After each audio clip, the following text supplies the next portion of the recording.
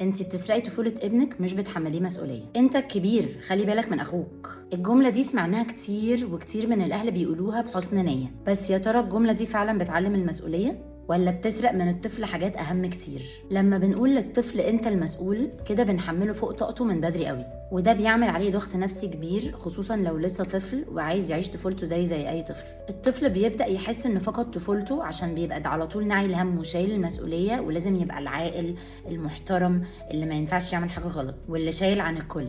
وساعات ده بيخلق غيرة وزعل بين الاخوات، لان الصغير واخد راحته والكبير عليه حمل زيادة عن اللزوم، والجو ده بيخلي البيت مليان علاقات مش مريحة. كل حد مش حاسس انه واخد راحته في التعبير او في الراحة، والاخطر ان الطفل الكبير ممكن يكبر وهو شخص قلقان، دايما بيحس انه لازم يشيل المسؤولية لوحده حتى لو كانت فوق طاقته. والموضوع ده مش بيعدي بالسهل، ممكن يفضل معاه لحد ما يكبر ويسبب له مشاكل حقيقية زي التوتر والقلق والاحساس بالذنب المستمر.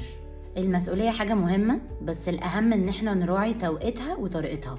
خلوا ولادكم يعيشوا طفولتهم وتكلموا معاهم عن المسؤولية بطريقة تناسب سنهم. الطفل الكبير لسه طفل، استمتعوا بيه قبل ما يكبر.